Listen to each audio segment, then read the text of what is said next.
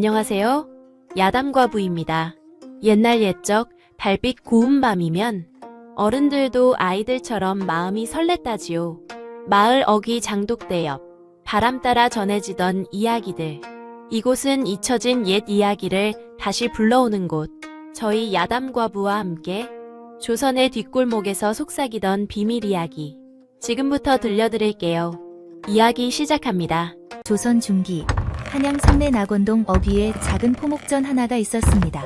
주인은 김서방이라는 사내였는데 이 김서방이 동네에서 소문난 구두쇠였지요. 아침 해가 뜨기 무섭게 가게 문을 열고 밤이 깊어서야 문을 닫는 부지런한 사람이었지만 그 악착같이 모은 돈을 아내에게는 한 푼도 쓰지 않았답니다. 이른 아침 포목전 안쪽 방에서 순이의 목소리가 조심스럽게 흘러나왔습니다. 서방님, 오늘이 어머님 회갑이신데 고기 한 근만이라도. 순이의 목소리는 떨리고 있었습니다. 차가운 방바닥에 무릎을 꿇은 채 손은 치마폭을 꽉 쥐고 있었지요. 고기, 된장에 나물이면 충분하오. 찰칵, 주판할 소리가 날카롭게 울렸습니다. 김서방은 장부를 덮으며 일어섰지요. 요새 경기가 얼마나 어려운데 고기는 무슨 고기요? 쌀독이라도 채워야지. 하오나 서방님, 회갑은 평생에 한 번. 입 다물라 하지 않았소. 여자가 살림에 참견하면 집안이 망하는 법이오. 쾅. 문이 거칠게 닫혔습니다. 순이는 그 자리에 주저앉아 치맛자락으로 얼굴을 가렸지요.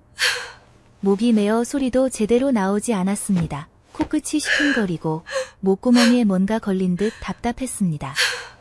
그때 안방 문이 드르륵 열리는 소리가 들렸습니다. 쯔쯔쯔. 시어머니가 방문을 열고 고개를 내밀었습니다. 입맛을 다시는 소리가 낮게 울렸지요. 순아. 예, 어머님. 순이는 황급히 눈물을 닦고 일어났습니다. 내가 시집 온 지가 벌써 5년이 넘었는데 아직도 서방님 마음을 못 얻었구나. 죄송하옵니다, 어머님. 내 자식이지만 참 야속하다. 내 혼수로 온 옥비녀는 팔아버리질 않나. 명절에도 고기 한 점 안 사오질 않나. 아이고, 내 며느리 팔자야. 시어머니의 한숨 소리가 길게 이어졌습니다. 순이는 고개를 떨구고 입술을 깨물었지요. 제 탓입니다. 제가 부족해서 서방님께 미움을 받는 겁니다. 순이는 부엌으로 들어가 아궁이에 불을 지폈습니다. 타닥타닥 마른 나뭇가지가 타는 소리와 함께 연기가 피어올랐지요. 얼굴에 열기가 느껴지고 눈이 따가웠습니다. 된장을 퍼서 냄비에 불고 무와 시래기를 넣었습니다. 보글보글 끓는 소리가 작게 울렸지요. 순이의 손은 거칠고 트여 있었습니다. 비단을 만지는 포목전 주인의 아내치곤 너무나 초라한 손이었지요. 손가락 마디마디에 굳은 살이 박혀 있었고 손톱 밑에는 빨래터에서 묻은 때가 끼어 있었습니다. 순이는 그 손을 보며 또다시 눈물이 핑 돌았습니다. 다른 집 마님들은 고운 옷에 고운 손을 하고 계신데 나는. 그때 건너방에서 김서방과 시어머니의 대화 소리가 새어나왔습니다. 얘야, 순이한테 너무 박하게 굴지 말거라. 그래도 내 마누라인데. 어머니, 제 일은 제가 알아서 하겠습니다. 하긴 내가 워낙 알뜰하니 우리 집안이 이만큼이라도 유지되는 거겠지. 요새 세상이 얼마나 각박한데. 순이는 국자로 찌개를 저으며 귀를 기울였습니다. 네, 어머니. 그러니 더욱 돈을 아껴야 합니다. 순이는 한숨을 푹 내쉬었습니다. 입에서 나온 하얀 김이 찬 공기와 섞여 사라졌지요. 그런데 이상한 일이 있었습니다. 김서방은 한 푼도 아까워하는 구두쇠였지만 매달 보름날만 되면 어김없이 집을 비웠던 것입니다. 해가 서산에 넘어갈 무렵이면 커다란 보따리를 짊어지고 밖으로 나가더니 이틀이 지나서야 빈손으로 돌아오곤 했지요. 어느 보름날 저녁이었습니다. 사각사각 무언가를 싸는 소리가 안방에서 들렸습니다. 순이는 부엌에서 설거지를 하다 말고 귀를 쫑긋 세웠지요. 바스락바스락 천을 묶는 소리가 났습니다. 또 가시려나 보다. 순이는 젖은 손을 치맛자락에 닿고 조심스럽게 안방 쪽으로 다가갔습니다. 쿵, 쿵, 쿵. 자신의 심장 소리가 귓가에서 울렸지요. 서방님, 순이가 방문 앞에서 조심스럽게 불렀습니다. 벌컥. 문이 거칠게 열리더니 큰 보따리를 짊어진 김서방이 성큼성큼 걸어 나왔습니다. 순이는 깜짝 놀라 뒤로 물러섰지요. 서방님, 또 어디를? 장사 일이니 여자는 참견 말라 했소. 김서방의 목소리는 날카로웠고 그의 발걸음 소리가 마루를 쿵쿵 울렸습니다. 모레 저녁에 돌아오겠소. 어머니 진지 잘 챙기시게. 휙. 김서방이 돌아서자 그의 옷깃에서 땀 냄새가 순이의 코끝을 스쳤습니다. 쿵. 대문이 닫히는 소리가 요란하게 울렸습니다. 순이는 대문 앞에 멍하니 서서 남편의 뒷모습을 바라봤지요. 석양빛에 김서방의 그림자가 길게 늘어져 있었고 그 큰 보따리가 그의 등을 짓누르는 것처럼 보였습니다. 순이는 속으로 생각했습니다. 저 보따리 안에는 대체 무엇이 들어있을까? 그리고 매달 보름날마다 어디로 가시는 걸까? 속에서 불안한 예감이 물결처럼 밀려왔지요. 그날 밤 안방에서 시어머니가 순이를 불러들였습니다. 순아, 이리 와 앉거라. 순이는 무릎을 꿇고 시어머니 앞에 앉았습니다. 촛불이 파르르 떨리며 둘의 그림자를 벽에 크게 드리웠지요. 밤바람이 창호지를 스치는 소리가 스스슥 들렸습니다. 순아, 내 며느리 팔자가 기구하구나. 어머님, 무슨 말씀을? 저 보따리 안에 뭐가 들었는지 내 알 것 같다. 순이의 등줄기로 찬 기운이 흘러내렸습니다. 어머님, 비단옷이지. 분명 고운 비단옷과 은비녀, 연지곤지가 들었을 게다.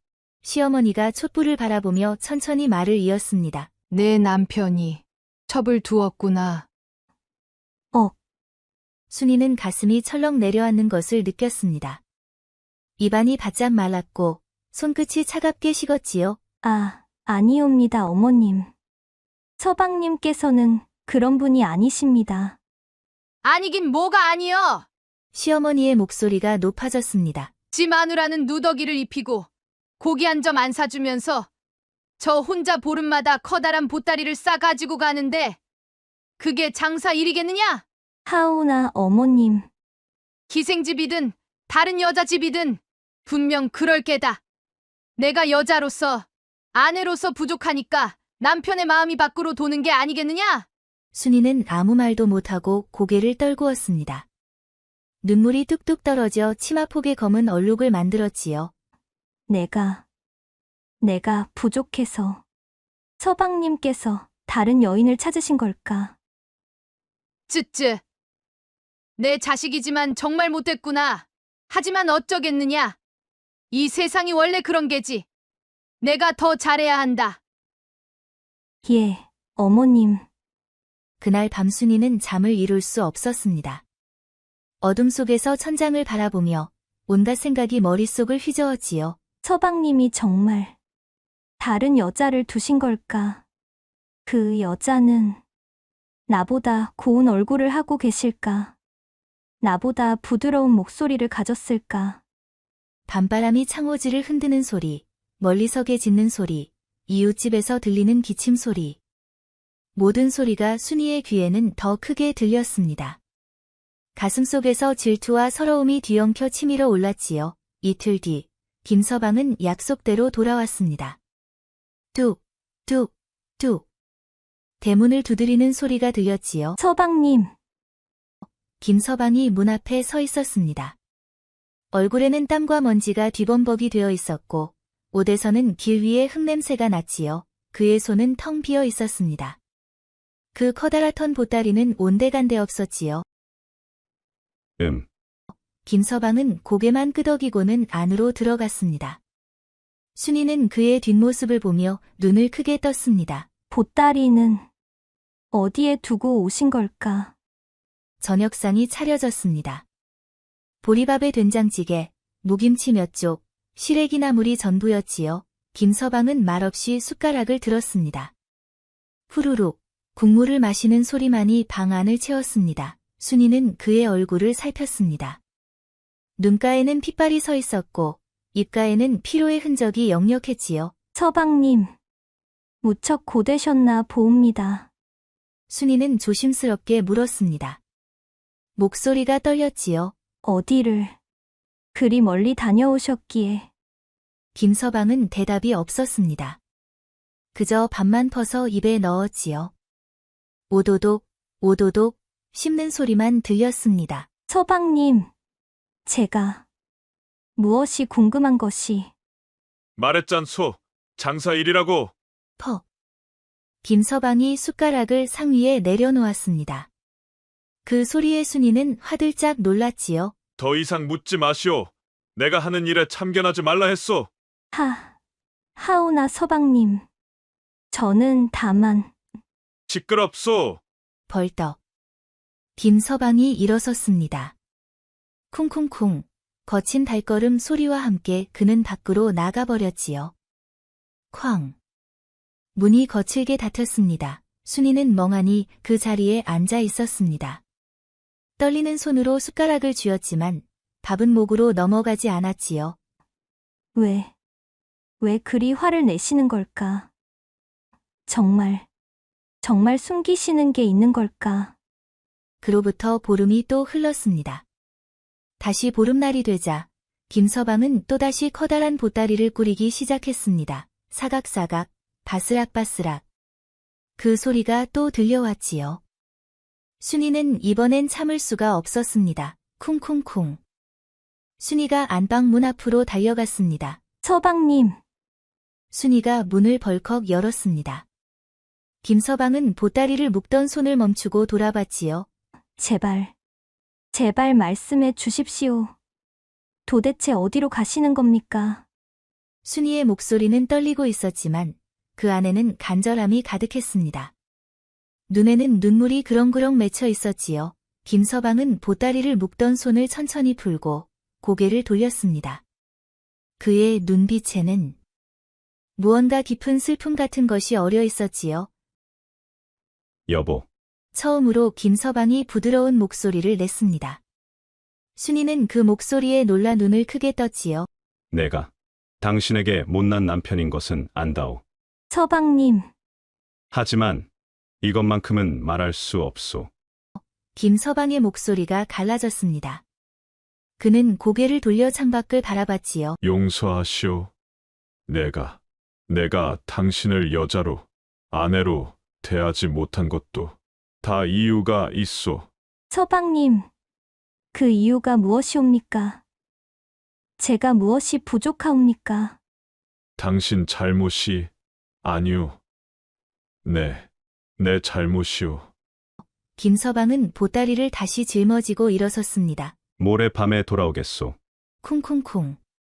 그의 무거운 발걸음 소리가 마루를 울렸습니다. 순이는 그 자리에 주저앉아 흐느꼈습니다. 크크. 훌쩍. 울음소리가 방 안을 가득 채웠지요. 하지만 눈물 속에서도 그녀는 한 가지 결심을 굳혔습니다. 이번엔 끝까지 따라가 보리라.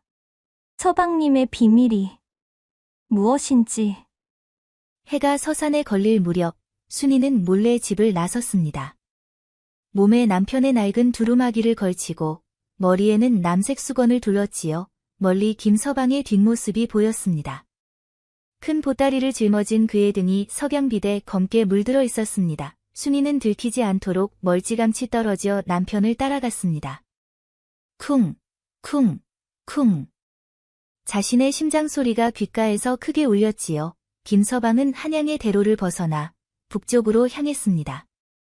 사람들의 목소리가 점점 멀어지고 개 짖는 소리, 술에 바퀴 구르는 소리가 사라졌지요. 성문을 지나고 마을을 지나고 어느덧 인가가 드문 산길로 접어들었습니다. 바스락바스락. 발밑에서 마른 낙엽 밟는 소리가 났지요. 순이는 숨이 차올랐지만 멈추지 않았습니다. 후, 후. 거친 숨소리가 입에서 새어나왔고 이마에는 땀이 송글송글 맺혔습니다. 다리가 후들거렸지만 이를 악물고 걸었지요. 달빛만이 두 사람의 길을 비추고 있었습니다. 쏴. 밤바람이 나뭇잎을 흔드는 소리가 숲 전체에 울렸지요. 어디선가 부엉이 우는 소리, 후, 후. 멀리서 짐승 울음소리도 들렸습니다. 순이는 소름이 돋았지만 멈추지 않았습니다. 한 시즌쯤 걸었을까요? 김서방이 멈춰 섰습니다. 순이도 황급히 큰 나무 뒤에 몸을 숨겼지요. 쿵쾅, 쿵쾅. 가슴이 터질 듯 빠르게 뛰었습니다. 순이는 나무 껍질에 등을 기댄 채 숨을 죽였습니다. 거친 나무 껍질이 등을 찔렀지만 아랑곳하지 않았지요. 김서방이 천천히 뒤를 돌아봤습니다. 순이는 숨이 멎는 듯했습니다. 들켰나? 들킨 건가? 그의 시선이 순이가 숨은 나무 쪽을 향했습니다. 순이는 눈을 꽉 감았습니다. 하지만 김서방은 다시 고개를 돌려 앞을 보고 걸어갔습니다. 후. 순이는 그제야 숨을 내쉬었지요. 김서방은 작은 샛길로 들어섰습니다. 순이는 조심조심 뒤를 따랐습니다. 바스락, 바스락. 발소리를 최대한 죽이며 걸었지요. 싹, 나뭇가지가 얼굴을 스쳤습니다. 따끔한 통증이 느껴졌지요. 타. 돌부리에 발이 걸려 비틀거렸습니다. 하지만 순이는 소리내지 않으려고 입을 꽉 다물었습니다. 산길을 한참 올라가자. 저 앞에 불빛이 보였습니다. 희미한 등불의 불빛이 어둠 속에서 흔들리고 있었지요. 산중턱에 허름한 마을이 하나 있었습니다. 5채 남짓한 초가집들이 모여 있었고 집들마다 희미한 등불이 켜져 있었지요. 김서방은 그 마을로 걸어 들어갔습니다. 순이는 마을 입구의 큰 나무 뒤에 숨어 숨을 죽이고 지켜보았습니다. 잠시 후 집들 안에서 사람들이 나왔습니다. 드르르, 드르르. 낡은 문이 열리는 소리가 여기저기서 들렸지요. 순이는 눈을 크게 떴습니다. 얼굴 반쪽이 화상으로 뒤틀린 사람, 한쪽 팔이 없는 사람, 다리를 절뚝이며 지팡이를 짚고 나오는 사람, 눈이 멀어 더듬거리며 걷는 노인. 모두가 어딘가 다치고 병든 사람들이었습니다. 톡, 톡, 톡. 지팡이 짚는 소리, 절뚝거리는 발소리가 고요한 밤 공기를 채웠지요. 그중 한 노파가 김서방에게 다가갔습니다. 그녀의 머리카락은 희끗희끗했고 허리가 굽어 있었지요. 대감마님, 또 이렇게 오셨습니까? 순이는 귀를 의심했습니다. 가슴 대감마님? 우리 서방님을 대감마님이라고? 속에서 뭔가가 철렁 내려앉았습니다. 노파. 그간 안녕들 하셨소? 김서방의 목소리는 집에서와는 완전히 달랐습니다. 부드럽고 따뜻했지요. 순이는 그 목소리를 처음 듣는 것 같았습니다. 대감마님 덕분에 저희는 이렇게나마 목숨을 부지하고 있사옵니다. 노파의 목소리가 떨렸습니다. 하오나 대감마님께서는 저희 때문에 너무 고생을 하고 계시지 않으신지. 아니요. 고생은 무슨. 이것도 모자라오. 김서방의 목소리가 갈라졌습니다. 그는 짊어진 보따리를 내려놓았지요. 툭. 보따리가 땅에 닿는 소리가 무겁게 울렸습니다. 보따리를 풀자 그 안에서 쌀, 콩, 포목, 약재 등이 나왔습니다. 사각사각. 곡식 자루를 여는 소리가 들렸지요. 대감마님, 이렇게까지 하실 필요가. 한쪽 팔이 없는 젊은 사내가 다가왔습니다. 그는 남은 한 손으로 김서방의 옷자락을 붙잡았지요. 그의 눈에는 눈물이 맺혀 있었습니다. 필요하고 말고. 김서방이 고개를 떨구었습니다. 당신들은 내 죄 때문에, 내 욕심 때문에 이렇게 된 것이오. 그의 목소리가 흔들렸습니다. 어깨가 떨리고 있었지요. 대감마님, 이미 오래전 일이옵니다. 대감마님께서는 충분히. 아니요. 김서방의 외침이 밤하늘에 울렸습니다. 충분치 않소. 내 평생을 바쳐도 이들의 고통을 갚을 수 없소. 그의 목소리가 떨렸습니다. 그리고 무릎을 꿇었습니다. 쿵, 숨어서 보던 순이는 입을 막았습니다. 남편이 다른 사람들 앞에 무릎을 꿇다니. 노파가 허둥지둥 김서방을 일으키려 했습니다. 대감마님, 이러시면 안 되옵니다. 일어나십시오. 일어나시옵소서.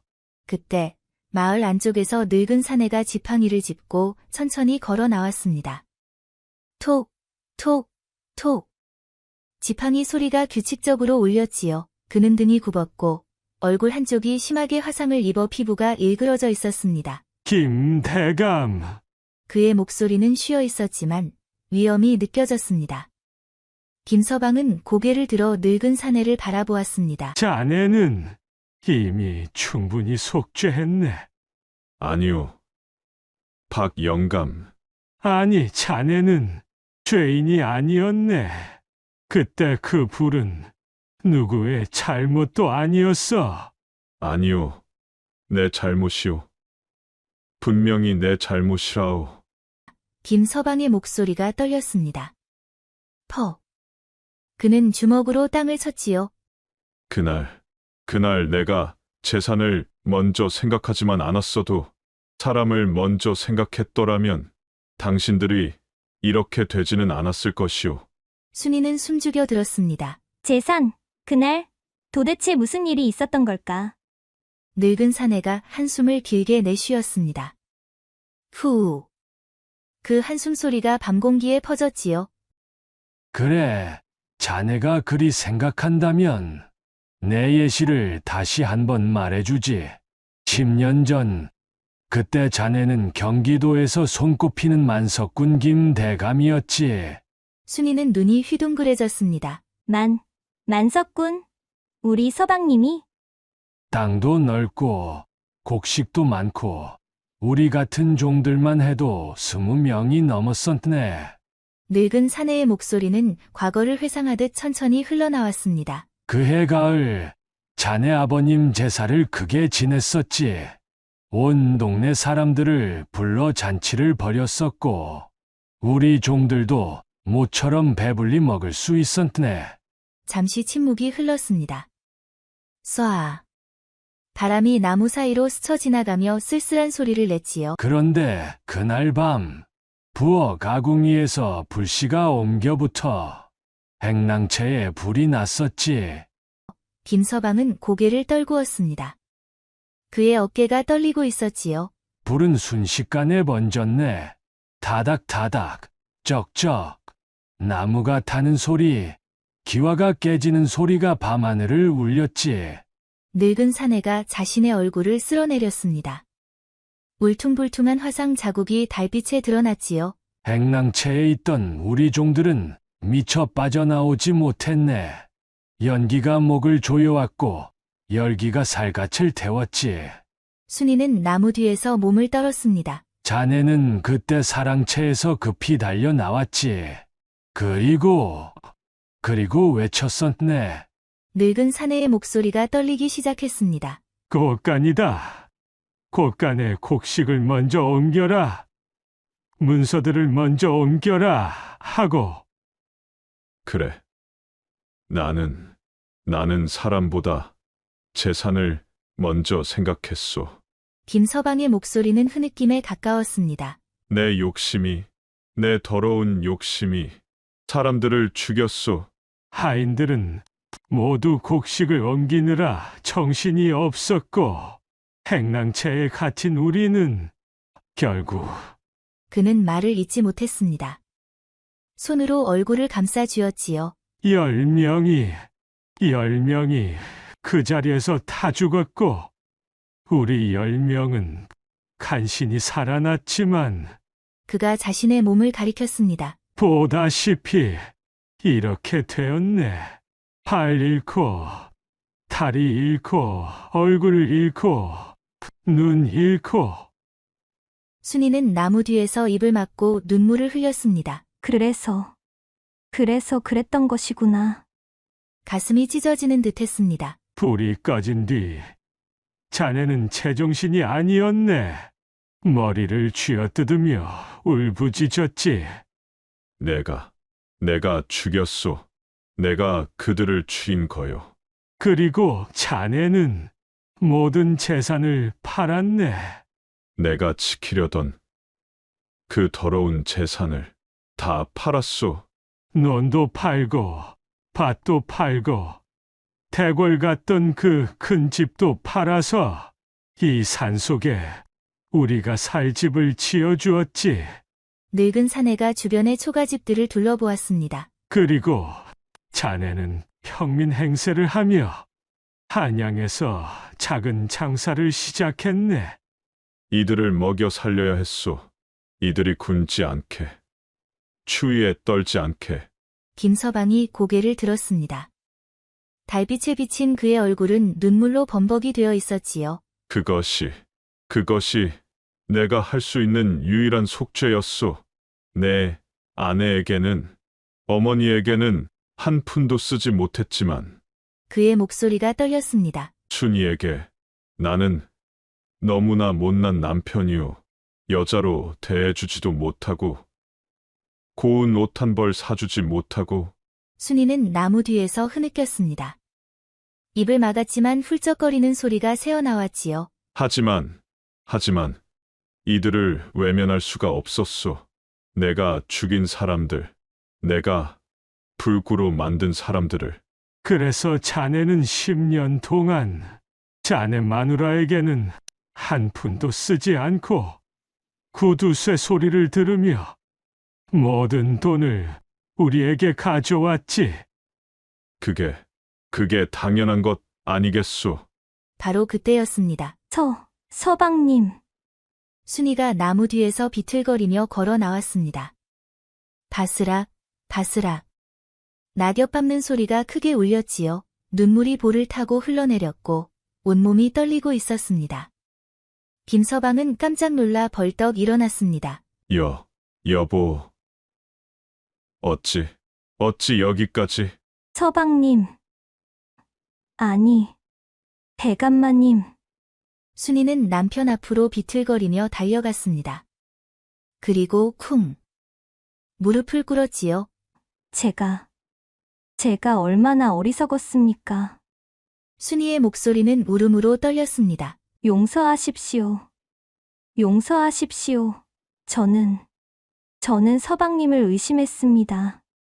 다른 여자를 두셨다고, 첩을 두셨다고. 순이는 땅에 이마를 대고 흐느꼈습니다. 흑흑, 훌쩍. 그녀의 울음소리가 밤공기를 가득 채웠지요. 서방님께서 저를 여자로 보지 않으신다고. 제가 부족해서 서방님 마음이 떠나셨다고. 김서방은 황급히 아내를 일으켰습니다. 아니요. 여보. 잘못은 내가 한 것이오. 그는 순이의 어깨를 붙잡았습니다. 당신에게 아무 말도 하지 않고 당신을 고생만 시키고 용서해야 할 사람은 나요. 아니옵니다. 저는 서방님을 몰라봤습니다. 순이가 남편의 옷자락을 붙잡았습니다. 서방님께서는 이렇게 훌륭한 일을 하고 계셨사옵니다. 10년 동안 혼자서 이 무거운 짐을. 여보. 제가 부끄럽습니다. 제가 못난 아내옵니다. 두 사람은 서로를 껴안고 눈물을 흘렸습니다. 흑흑, 훌쩍. 두 사람의 울음소리가 하나로 섞였지요. 마을 사람들도 모두 그 모습을 보며 눈시울을 붉혔습니다. 노파가 천천히 다가와 순이의 손을 잡았습니다. 그녀의 손은 거칠고 주름투성이었지요. 마님, 대감마님은 10년 동안 우리를 버리지 않으셨습니다. 노파의 목소리가 떨렸습니다. 보름마다 이렇게 찾아오셔서 먹을 것과 입을 것을 가져다 주셨지요. 우리 같은 불구자들을, 아무도 거두어주지 않는 우리를. 마님, 저희는 대감마님 덕분에 이렇게나마 살아있습니다. 한쪽 팔이 없는 젊은 사내가 다가왔습니다. 다른 양반집에서는 우리를 거두어주지 않았지요. 일도 못하고 흉측한 몰골이라며 내쫓았습니다. 순이는 그들을 하나하나 바라보았습니다. 화상으로 얼굴이 일그러진 사람, 팔이 없는 사람, 다리를 잃은 사람, 눈이 먼 사람, 그들 모두의 눈빛에는 김서방을 향한 깊은 감사가 담겨 있었습니다. 여러분, 순이가 떨리는 목소리로 말했습니다. 이제부터는 제가 서방님과 함께 여러분을 돌보겠습니다. 그녀의 목소리는 떨렸지만 단호했습니다. 제 바느질 솜씨가 좋사옵니다. 여러분의 옷을 깁고 새 옷을 지어드리겠습니다. 마님, 그리고 제가 할 수 있는 모든 일을 하겠습니다. 서방님, 이제 혼자 짊어지지 마십시오. 순이가 남편의 손을 꼭 잡았습니다. 우리 함께 짊어집시다. 함께 속죄합시다. 여보, 김서방은 아내의 손을 꼭 잡았습니다. 그의 눈에서 또다시 눈물이 흘러내렸지만 이번에는 감사의 눈물이었지요. 고맙소. 정말 고맙소. 그날 밤 순이와 김서방은 마을 사람들과 함께 밤을 보냈습니다. 순이는 사람들의 옷을 하나하나 살펴보았지요. 이 옷은 어깨가 다 해졌네요. 새로 지어드려야겠습니다. 마님. 괜찮습니다. 이 옷도 충분히. 아니에요. 제가 꼭 지어드리겠어요. 순이는 사람들 하나하나에게 다가가 손을 잡아주었습니다. 따뜻한 온기가 전해졌지요. 김서방은 그런 아내의 모습을 보며 가슴이 벅차올랐습니다. 이틀 뒤 두 사람은 함께 한양으로 돌아왔습니다. 쿵쿵쿵. 발걸음 소리가 가볍게 울렸지요. 집에 도착하자마자 순이는 시어머니를 찾아갔습니다. 어머님, 순이가 안방 문을 열었습니다. 시어머니가 누워 계시다가 일어나 앉았지요. 왔느냐? 그 못된 내 남편은 또 어디 갔더냐? 어머님, 제가 말씀드릴 것이 있습니다. 순이는 무릎을 꿇고 앉았습니다. 그리고 지난 이틀 동안 있었던 모든 일을 말했습니다. 남편이 만석군이었던 것, 화재로 종들이 죽고 다친 것, 10년 동안 속죄해온 것, 이야기를 듣는 동안 시어머니의 얼굴이 점점 굳어졌습니다. 입을 벌린 채 말을 잇지 못했지요. 그리고 이야기가 끝나자 시어머니는 고개를 떨구고 눈물을 흘렸습니다. 내가 얼마나 어리석었던가. 시어머니의 목소리가 떨렸습니다. 내 아들을 그렇게 오해하다니. 첩을 두었다고. 구두쇠라고. 시어머니는 떨리는 손으로 얼굴을 감쌌습니다. 흑흑. 울음소리가 새어나왔지요.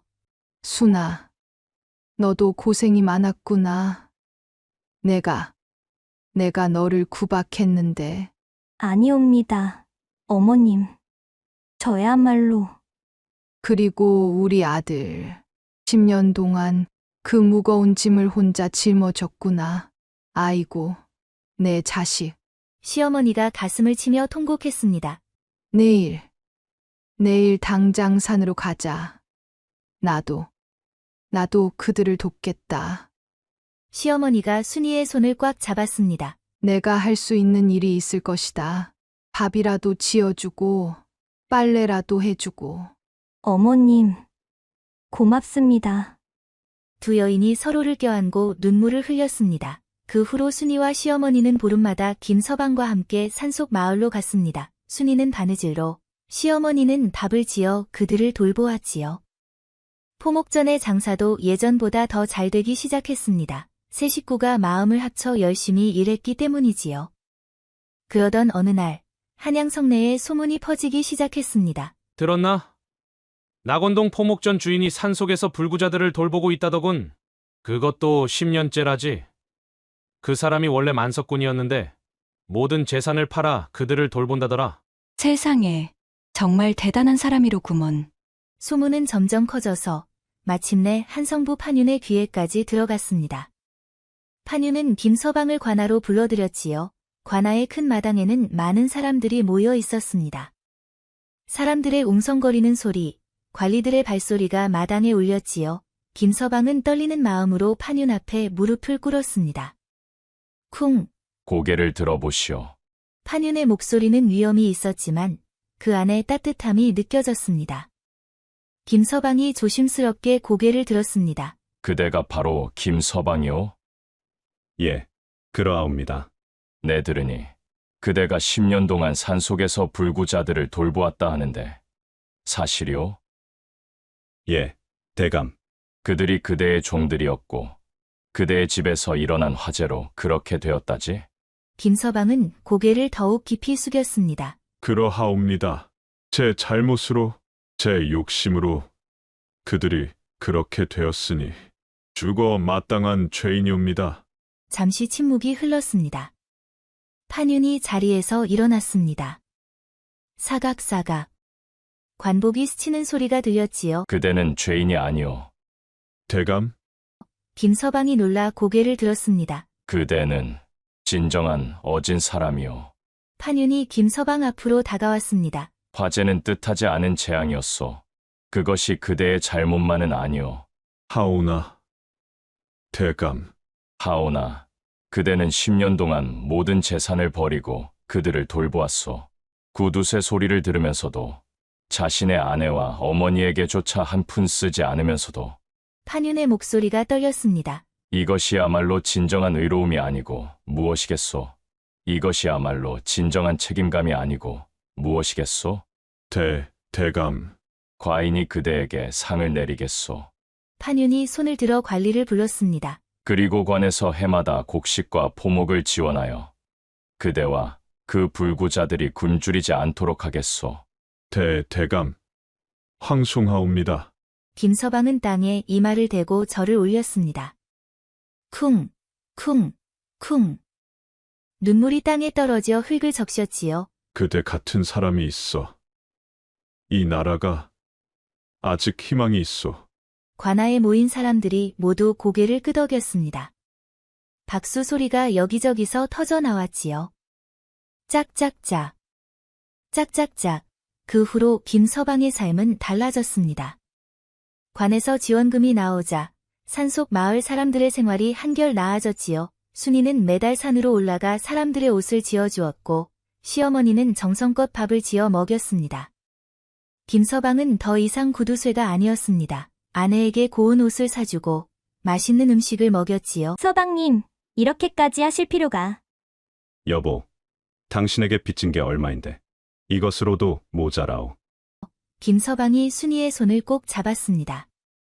두 사람의 눈빛이 마주쳤지요. 세월이 흘러 10년이 더 지났습니다. 산속 마을 사람들 중 젊은이들은 관에서 마련해준 일자리를 얻어 스스로 살아갈 수 있게 되었습니다. 비록 몸은 불편했지만 그들은 각자의 자리에서 최선을 다했지요. 대감마님, 제가 이번에 관아에서 승진을 했습니다. 오, 그래? 정말 잘했구나. 한쪽 팔이 없던 그 젊은 사내는 이제 중년이 되어 있었습니다. 비록 팔은 하나였지만 그는 관아에서 성실하게 일에 인정받고 있었지요. 그리고 그들은 평생 김서방을 은인으로 섬겼습니다. 어느 가을날 저녁이었습니다.